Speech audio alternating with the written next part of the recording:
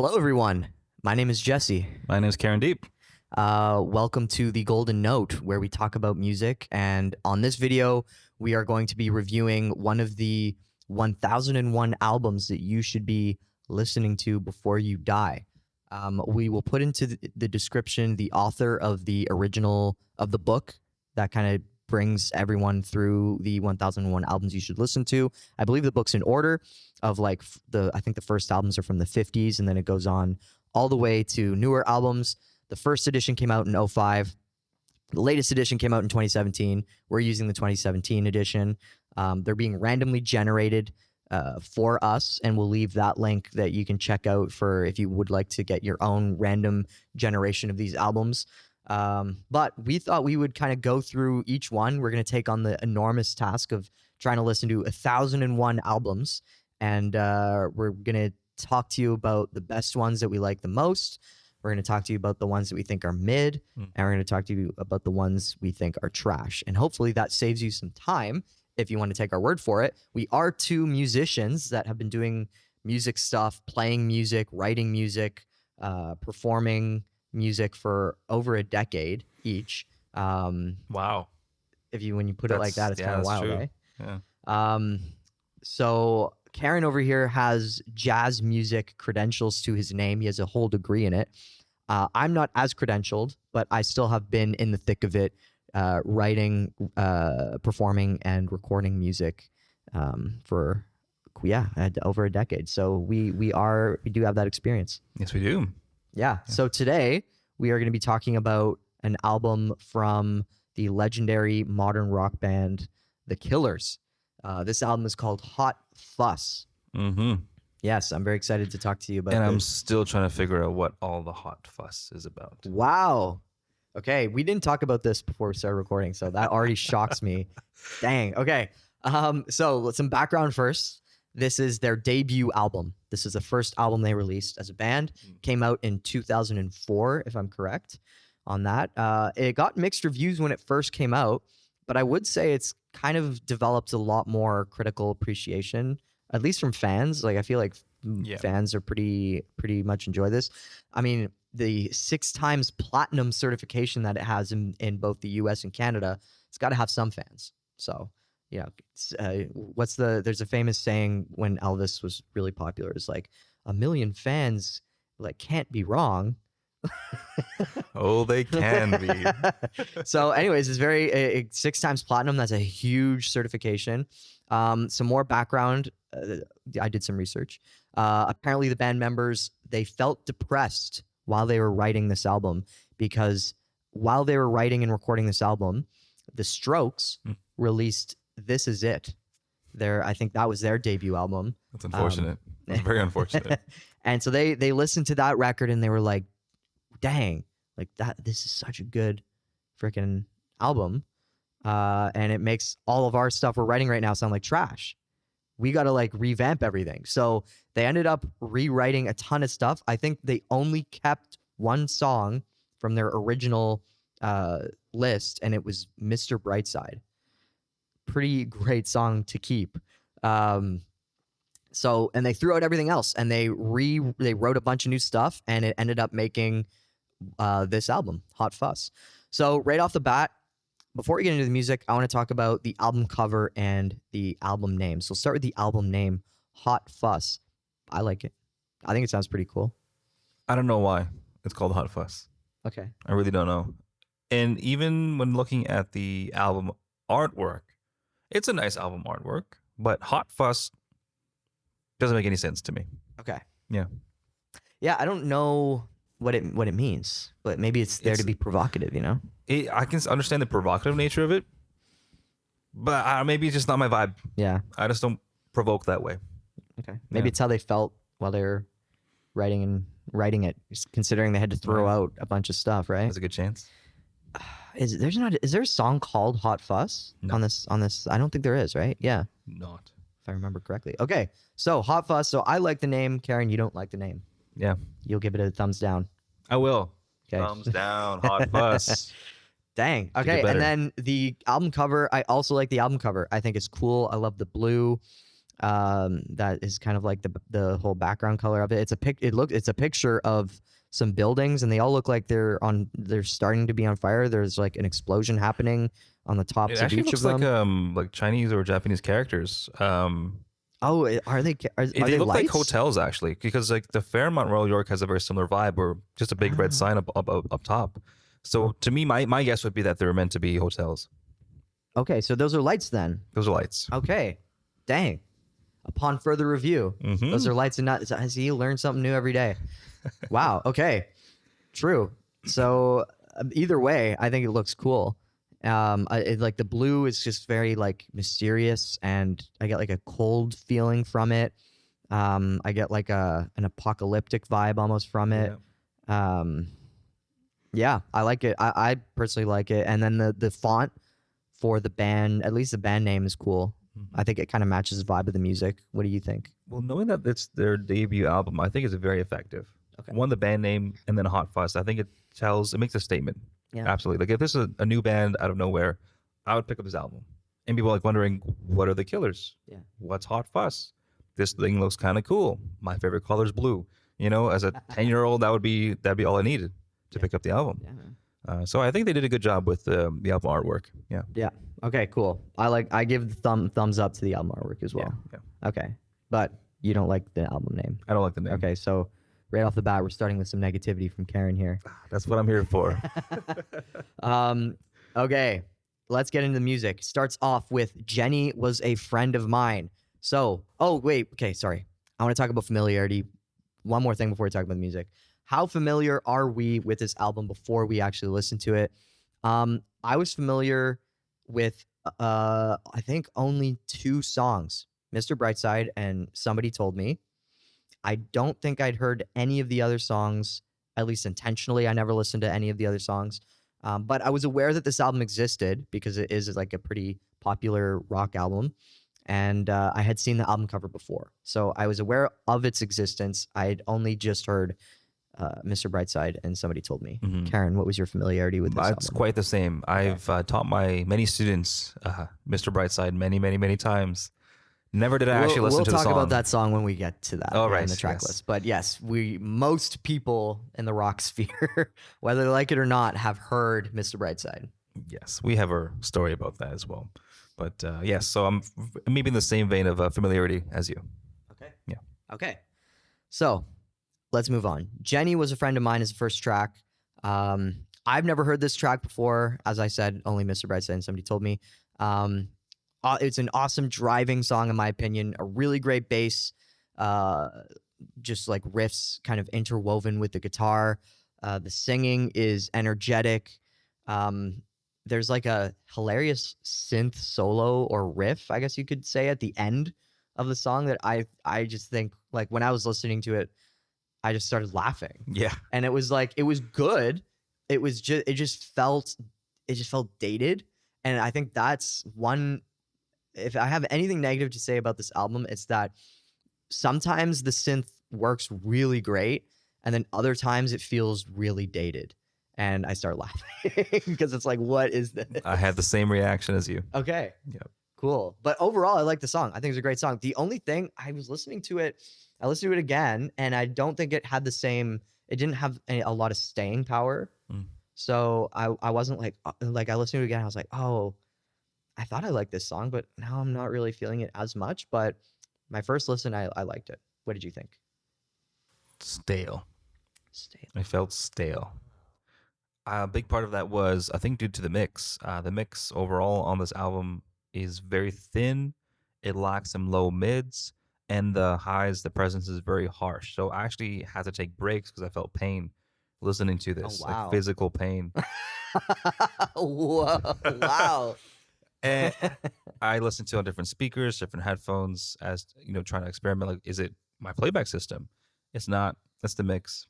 Okay. Yeah, it's rough. It was rough. Okay. Interesting. I did not get that. I enjoyed it. So maybe for me, I listened to this when I was at work on my break, and I was feeling not very happy at work that day. Did this elevate your mood? And this elevated my mood. I remember like Congratulations. sitting down, be like, "Okay, I gotta listen to this album," and I listened to it, and it just it made me feel a lot better. So maybe I'm coming from a biased perspective where I started out in like a very negative headspace, and then these songs brought me somewhere nice. Whereas maybe if I started from a more neutral standpoint, I wouldn't have enjoyed these songs as much. I just would have been like, it's whatever. I can definitely understand. Overall, one overall impression with the album is that it feels like this music would be great while doing something, incorporating it in activities. Right. Whether it's dancing, whether it's communal activities, whether it's work or in those environments. But as a pure listening standpoint, it fell short for me. Dang. Okay. From a pure listening standpoint, fell short for Karen. Okay. So interesting, foreboding. I get a sense for what Karen's going to think about the rest of this album. Okay, Mr. Brightside, we move on to the legendary mammoth song that is Mr. Brightside.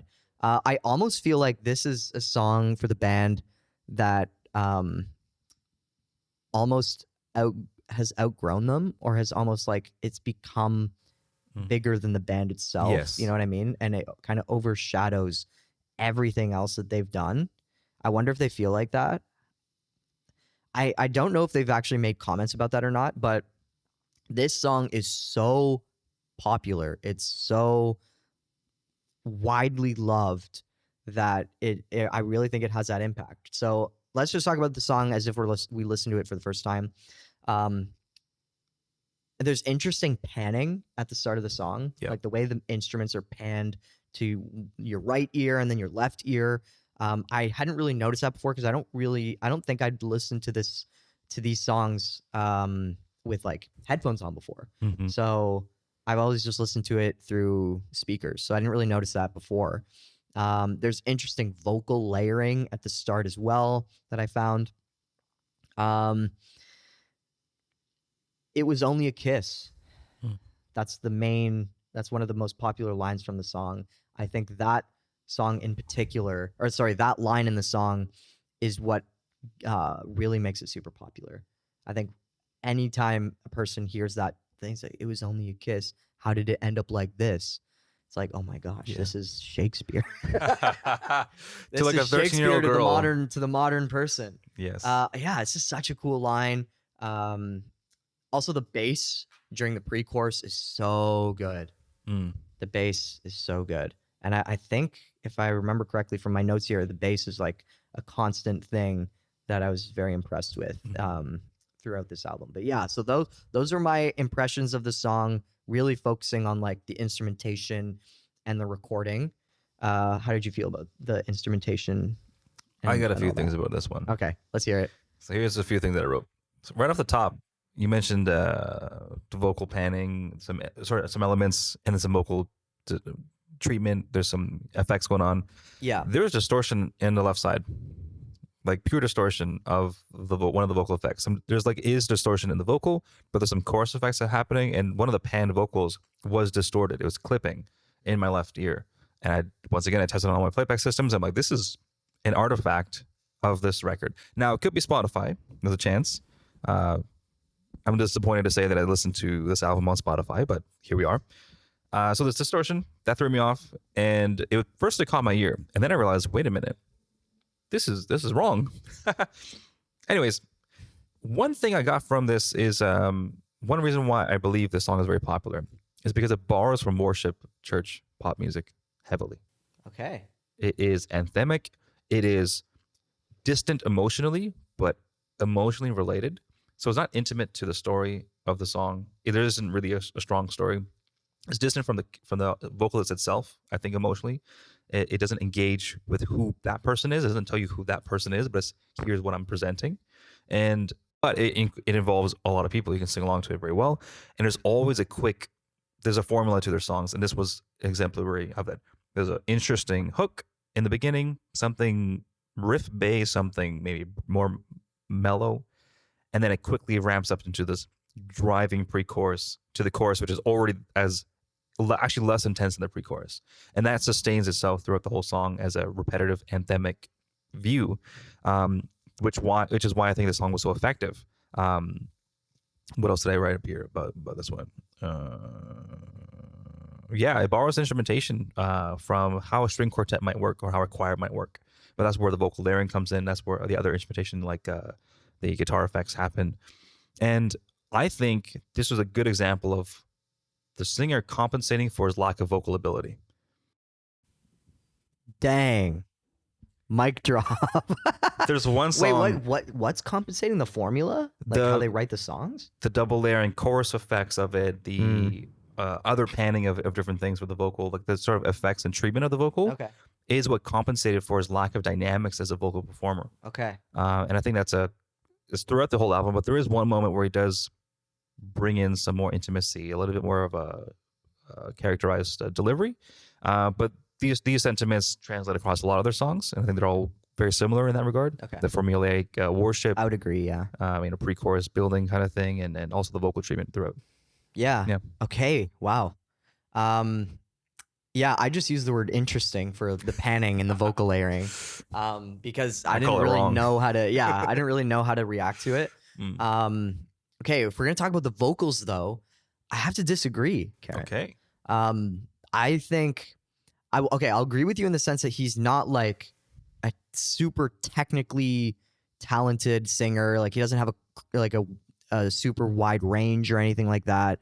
Like he's definitely staying in his lane vocally on the album, but I think he shines, and I think that he's got a unique voice for sure. I think he has a distinctive voice. If you listen to other Killers songs and you've never heard them before, you'll kind of know like, oh, this is the Killers because this is, I think his name is Brandon Flowers. Okay. This is Brandon Flowers singing.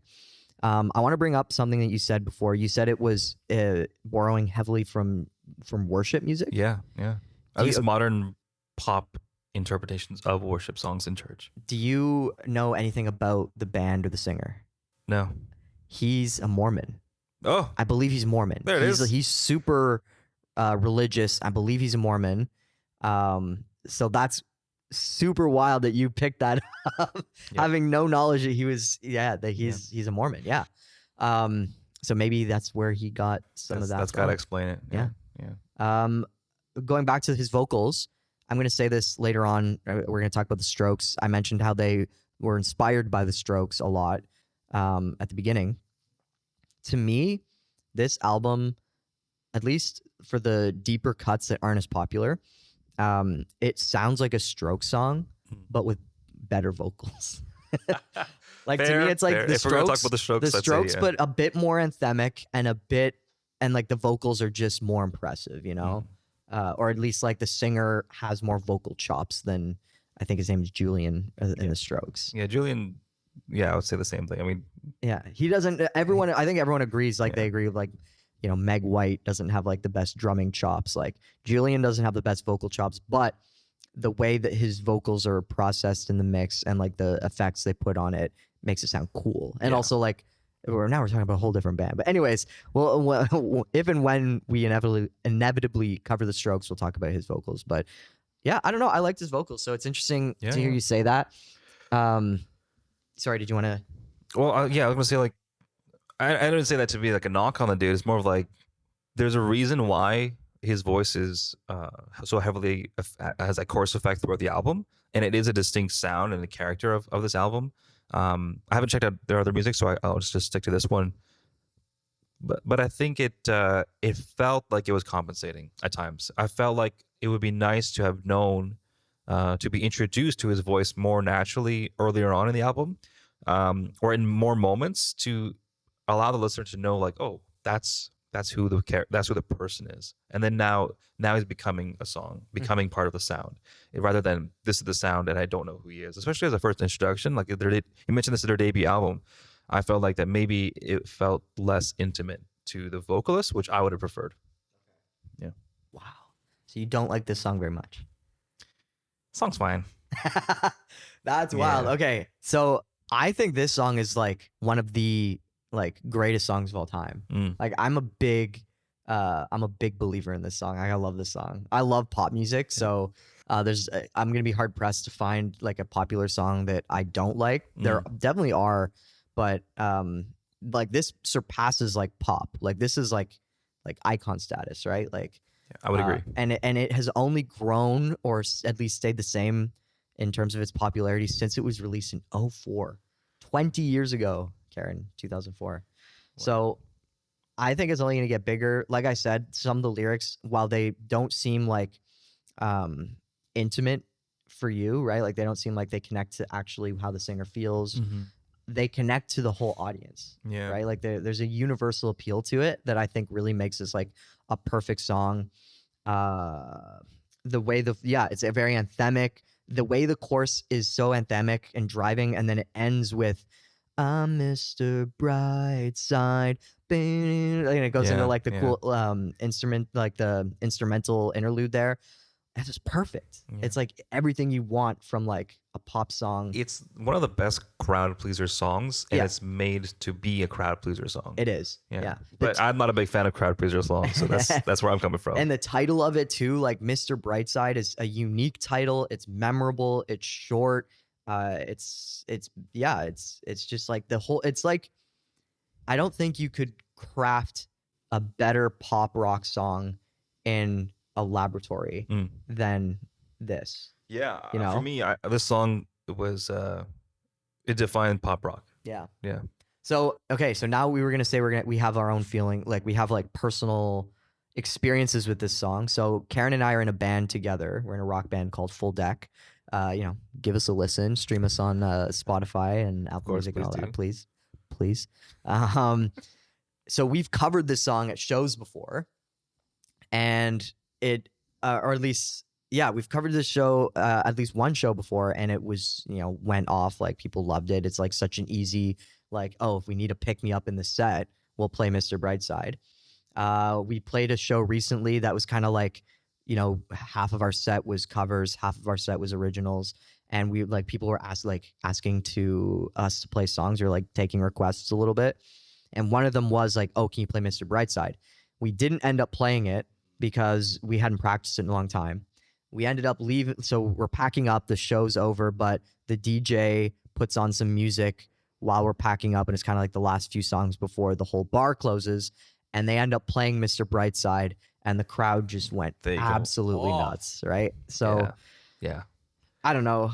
To me, this song is just like, it's so mind-boggling that it is still this popular. It is still like, no matter what, you play this at a party.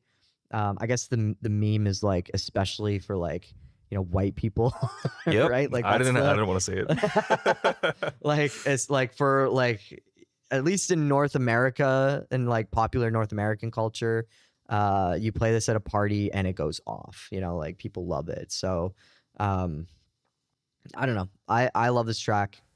Karen doesn't like this track. Yeah, but he doesn't like this. I guess he doesn't like this album. Well, let's see. Let's dive further into it.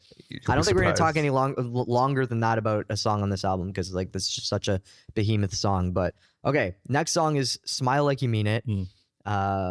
Never heard this one before. Awesome synth riff at the beginning, in my opinion. This is one of the few times that the synth really does work. There's a Strokes vibe here at the beginning. So this is kind of the first time I'm like, okay, this is sounding like the Strokes. And for some added background here, I listened to this album before doing major research on it, and I was getting those Strokes influences and writing it down. And then I read that they were shocked by the Strokes album that came out, and they were inspired by it. So interesting thing there. And then my last point on this song is there's an interesting vocal effect during the bridge. I don't know if it aged well. And this goes to what you were saying, Karen, where you're very harsh about the vocal effects. Yeah, I wrote down your robotic voice was just unnecessary. Okay. Very unnecessary. Yeah. Now, right at the top, you got the Strokes vibe, but for me, I got the clue that riff was the way like church worship music would be introducing what people are going to sing along to first. It's like the reprise that happens in the instrumental reprise that happens in the beginning, so you know what your melody is when you're ready to sing. It was as clear as day when I listened to that right at the top, that this is just church music. Yeah. Interesting. But definitely not talking about church stuff. Interesting. Yeah. I don't know. I like the chorus in this album.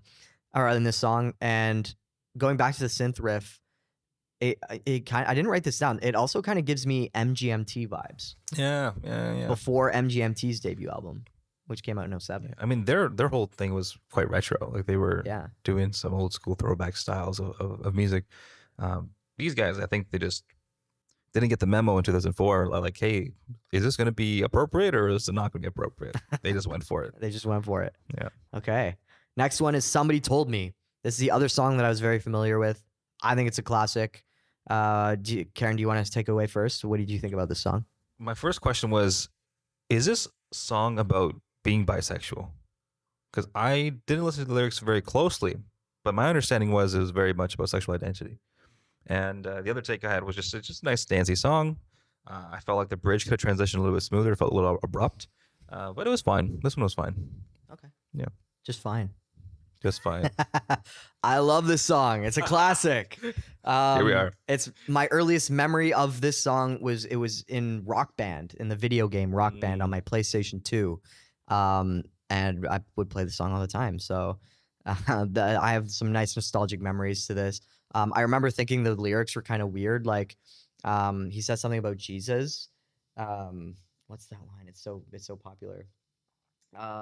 He doesn't look a thing like Jesus. He Okay. doesn't look a thing like Jesus, but he talks like a gentleman. Like that whole line is just like, I remember when I was a kid, like, what? what is Why are you what is he talking talking about? about Jesus? Okay, he looks like Jesus. Anyways, but yeah, catchy song, great intro with the synth. In my opinion, again, the synth works really well on this particular song, not on all of their songs on this album. Yeah, the chorus lyrics, once again, like from a lyrical standpoint, I think this song really stands out, catches people's attention. Like, yeah, like what is he talking about? Somebody told me. Yeah, I guess going from your perspective, like it gives you kind of like Questions. questions about like sexuality or whatever. Because in the chorus he says, somebody told me you had a boyfriend who looked like a girlfriend. Yeah, that I that had was in the line. February of last year. Mhm. Yeah. So like that whole chorus is just like, whoa, what is he talking about? What are these lyrics here? And it came out in 2004. Yeah. Right. Yeah. So Hot take. very Maybe that's where the hot fuss comes in. so yeah, just like very provocative, interesting lyrics, especially in the year 2004. So yeah, this and Mr. Brightside give the vibe for me of just being at a party, right? There's all this drama happening around you or surrounding you, right? Like both these songs are kind of like as if the singer is like, yeah, he's at a party. Yeah, And it's just yeah. like, what? Like it's exciting, it's thrilling, but there's also drama and there's tension. Mhm. That's I what I definitely get. agree with that characterization. Where in the previous song I mentioned that the transition to the bridge felt a little abrupt, and at that point I started to clue in that this is like an album you play at a party. So they're playing pretend DJ, but they're a band. And to me, if I'm going to take the perspective as a DJ throughout this whole album, I felt like they didn't do a very good job as a DJ. But they did have a certain sound and genre that they were catering towards for this album, which I appreciate. Where people wanted that, they can put this record on and have that type of vibe, have that type of party, similar to how you would want to go to a techno party versus a hip hop kind of dance or a Latin dance, what have you, with reggaeton and what have you. So it's a particular sound, but I don't think that it was mixed very well Okay. in terms of like pretending like they were a DJ. But you did like the general sound that they were going for. Yeah, it was Yeah. very effective as being dancey and poppy, Yeah. high energy. Yeah. Yeah, it's like rock music, but it's got synth in it and it's poppy, but there's tension and there's edge to it. Yeah, Right? there's a bit of edge to it. Yeah. It's not like cuz context, right? 2004, pop punk is still a very very popular thing, right? Like Blink-182, Fall Out Boy, right? Like these are big bands back then.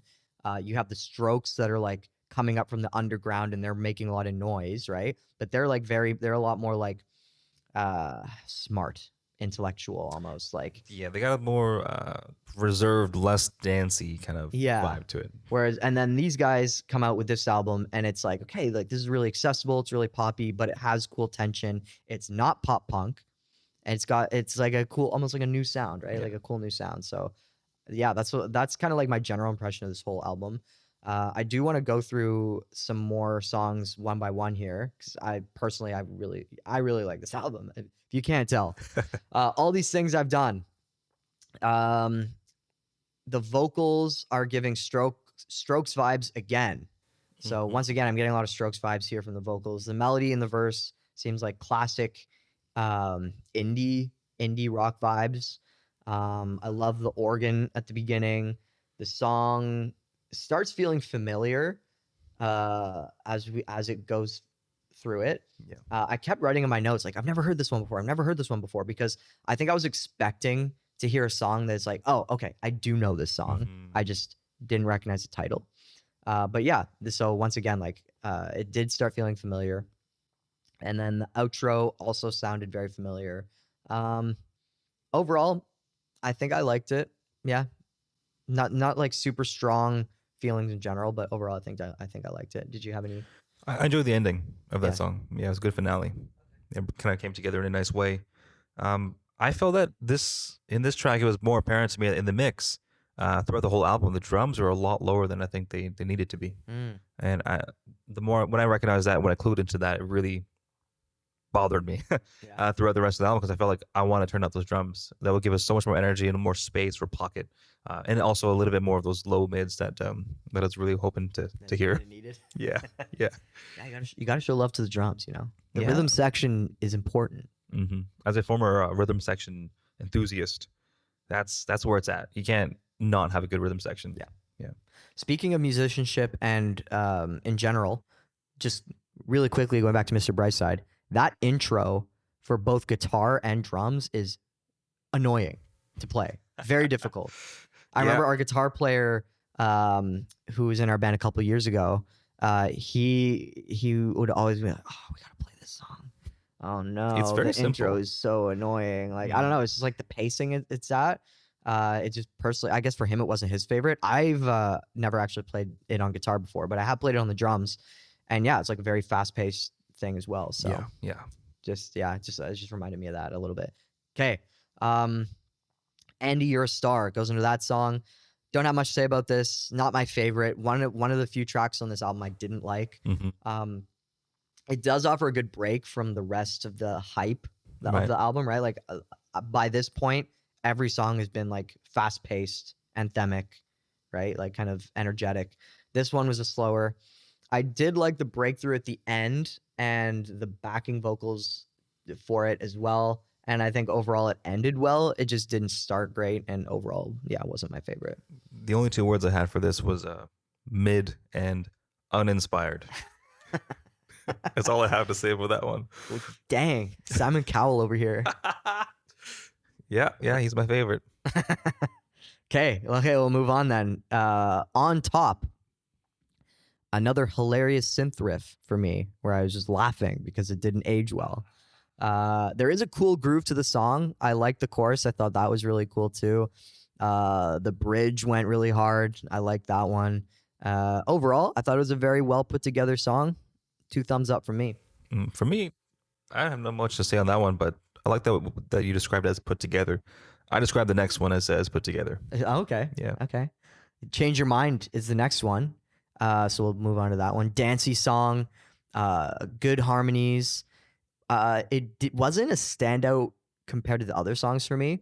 Interesting though, because for me it gave Tokyo Police Club vibes. So especially if you're from Canada, you might know Tokyo Police Club. They're a great band. They just played their last shows ever, like a month ago, and I went to go see one of them, and it was really great.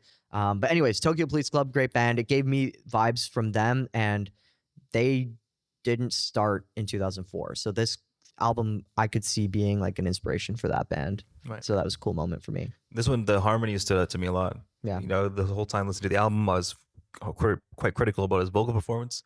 And then I hear some harmonies and think, oh my God, there's some nice singing happening. Where did this come from? So that was very pleasant. And they sat well in the mix for what it was at this point. And I think at this point, I tried to adjust my hearing to what was happening. So the harmonies were very nice. And I just looking forward to hearing more of that throughout the album. Okay. Yeah. Yeah. No. Yeah. I really like the harmonies as well. And then we move on to Believe Me. Sorry, I'll move the mic here. Believe Me, Natalie. This one I really like, and it stayed with me after my first listen to this album. The intro was really interesting. Like it was, I wasn't. I love when songs start out and I have no idea where it's going, Mm. because there's a lot of times I listen to a song and it's like, okay, I know exactly what the song is. Like I know where this is going. It's very, I can see the whole future of the song laid out in front of me. This one I was like, wait, what's the beat? Where is this going? When is the guitar going to come in? And so I really liked that part of it. When it did start kicking through and showing me where the song was going, it was giving me more Strokes vibes again, which isn't a bad thing. The chorus has a very dramatic tension that I was talking about before, like a very classic, what would become a classic Killers dramatic tension, at least in this album. The bridge is cool, takes a totally different direction from the rest of the song. And I love the trumpets in this one as well. Some different instrumentation that I don't think we really hear on any of the other tracks. This one lost me. Really? Yeah, it went right over my head. I got confused, and I couldn't digest it. Really? Yeah, Expand. What do you That's- mean? that's literally. I So tried you listening. didn't get past the intro in terms of your like digestion of the song, because that's how I Yeah. felt at the very beginning, but then it fell into place for me. I listened through it twice. I had to play it back, and I couldn't get through it. I couldn't understand like what was supposed to be happening, Huh. and maybe I just couldn't get past that. At that point, maybe I was having listener fatigue. Maybe I was too critical about things. I wanted to change, but yeah, I couldn't digest this one overall. That is shocking. Hmm. You have to listen to it again, man. We're gonna stop recording this. I'm gonna play it for him to see Sure. to see if I can like help A translate. new day. we can see what we can do. Yeah, it's like there's like a cool groove to it with the drums, and it's kind of, I don't know. I could see it throwing some people off, but interesting. Okay, I don't know. Okay, let's move on to Midnight Show. I love the yodel melody in the chorus, but in general, this is the one I have the least amount of notes for. Hmm. I wasn't a big I fan. like the opening bass line for this one, but there was a cringy line about looking up some girl's skirt that just did not sit well Oh. with me. I missed that one. I did not like that. To me, that was like, okay, I Yikes. don't want to listen to this Yeah, anymore. that's weird. It's a weird one. Okay. 2004, I get it. 2004, yeah, Um, they weren't really no cell phones, but so you have to like really make an effort for that type of action. But consent culture was not as much of a thing as it is. no, yeah. But Yeah, did that's. not like I that. feel like we're gonna be seeing a lot of albums or lyrics that did not age well into, where we are in 2024, being more civilized. Well, I mean, Hopefully more if somebody were to civilized. do this again in 20 years and think about the pop music we're listening to now, They might also. I'm not so think- sure about that statement. Fair enough. Yeah, it's there's quite a lot of- the there's a lot of variety. questionable pop music today as well. True. Okay, and then the last two songs. So we'll start with "Everything Will Be All Right." It's got some experimental vibes. It's sounding slightly different from the rest of the album. I wrote in my notes that it's an interesting inclusion to the album. So yeah, it's like got a different vibe. Vocals again are giving Strokes vibes, especially with the vocal effect that they have on his voice. Going back to what Karen said about these vocal effects, although it didn't wear on me as much as I guess it did on Karen. Mhm. And then I did find it kind of dragged on and just seemed a bit too long. I was kind of like, yeah, I'm done with this song now. Yeah, it dragged on for a little bit. Yeah. I personally like this one quite a bit, just because of the departure to the, I guess the energy that was really strong in the first half of the album. It felt a little bit more settled, a little bit more organic, even despite all the effects. And I think what really stood out to me was just kind of like the nice sing along aspect to the end, where you just, I forgot the lyrics, but "We'll Be All Right." I think that's the title of the song. Yeah, yeah. And it was just more a little bit more anthemic. You want to sing along to it. It was a nice sentiment, so it's something that I'd want to sing along to compared to that cringy skirt line from the other one. So it was a nice refresher in that regard. So I like this one. It was a good mix. I think it needed this Mm. in the album. Okay. I feel like it could have came a little bit earlier, but I'm happy it's there. Okay. There you go. Whereas I said it was interesting and maybe in a negative way, like maybe it Mm. shouldn't be on this album. You really liked it. Yeah. Cool. Okay, last track, Glamorous Indie Rock and Roll. So speaking of anthemic, this is by far, in my opinion, the most anthemic song on the album. Upon first listen, I said great vocals off the bat. The bass is awesome, as it has been the entire album. The lyrics are cool. I enjoyed the lyricism, and the transitions are great. I thought it kind of took me on a journey, and this is one of the songs that stayed with me after my first listen, Mm. where I like added it to a couple playlists that I listen to regularly, and I think it's super catchy, and I found myself kind of singing to myself throughout the day. I really like this song. It's a standout one for me, Interesting. and I think it's a fantastic ending to the album, and it's almost tongue in cheek, right? Like glamorous indie rock and roll. To me, that's all I want, because it's like indie rock and roll is not supposed to be glamorous, right? Especially 2004, like indie rock was like hardly. I feel like it wasn't really like A bunch of DIY a stuff. thing. Like Yeah. like indie music became like mainstream, like super popular. Everyone kind of had an opinion about it in like 2009 Yeah. with like Mumford and Sons. So it was kind of cool to see this like mention of indie music, in 2004. I mean, I guess indie had been around for a decade before this album came out. Mm. I know, yeah, I know it was a thing before, but like it really, really didn't hit its peak until like 2009, 2010. But anyways, it's ironic because indie rock is not supposed to be glamorous, but he's talking about how it is glamorous and it's all he wants for himself. Yeah. To me, it was quite the opposite. Very interesting indeed. I did not like the fact that they made this song. Wow. I felt it was a bit too arrogant and a little out of touch. Debut album, you just got here. You know, what do you know about the music that you're playing? To me, I wouldn't even call it indie rock. I'd call it like what do I call it? Worship song adjacent. Worship song adjacent pop. Maybe rock because you have a guitar in there. Yeah, but But- you didn't get like any tongue in cheek vibes or like ironic vibes from the song, because I definitely got that. I think the tongue in cheek would have come from if I had a stronger connection with the vocalist. But I felt throughout the album I wasn't connected to what he was singing. It's more of like, here's a song, like a little bit distant. I didn't feel like I knew who this person was singing to me was, rather than I know this person is singing a song and they're presenting it. So I didn't feel connected to the artist, and that's where I lost that tongue in cheek that maybe you felt. Dang. Okay. Yeah. Very interesting. I love that we have such a different opinion on this album. Skipped. Yeah. Is that what you wrote? Yeah, I skipped it. Wow. Okay. I got like halfway so- through, I'm like, I'm not doing this. Yeah. I can't do it. Okay, so let's talk about our ratings then. So if you've never listened to us before, what we like to do is I'm going to give a rating out of 5. Karen's going to give a rating out of 5. We're going to combine the two scores together to give it an overall rating. If we really like it and the overall rating is a 9 or more, then we're going to give it like a special golden star designation. But if not, then whatever. So without further ado, and probably shocking to everyone, I'm going to give this a 4.5 out of 5. I loved listening to this album. I thought it was great. I thought, like, even now it's kind of refreshing despite the synths throughout the album that sometimes felt dated.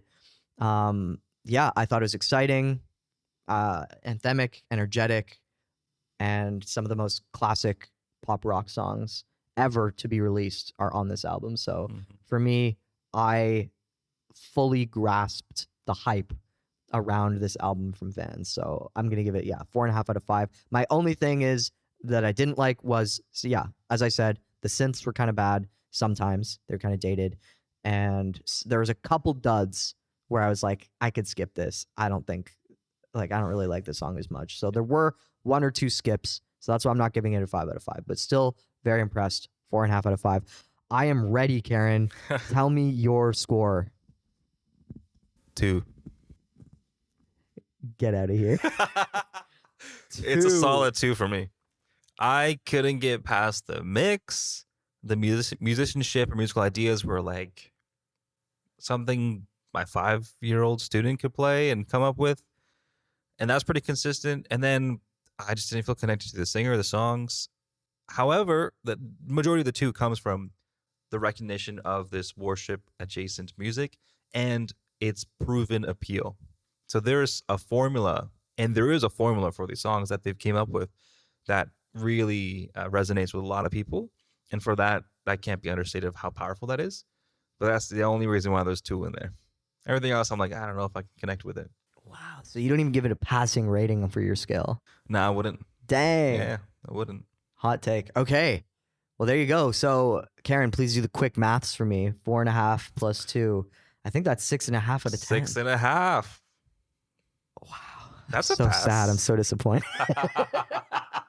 See, if I would have known he was going to give it 2, I would have given this a 5 out of 5, and then it would have brought it up to... That'd be cheating. That would have been cheating. Yeah, we don't cheat here, so I don't know what the score is going to give until we sit down and talk about this. So, okay, 6.5 out of 10. Fair enough. Okay. Do you feel proud to put that at 6.5 out of 10? Do you feel disappointed?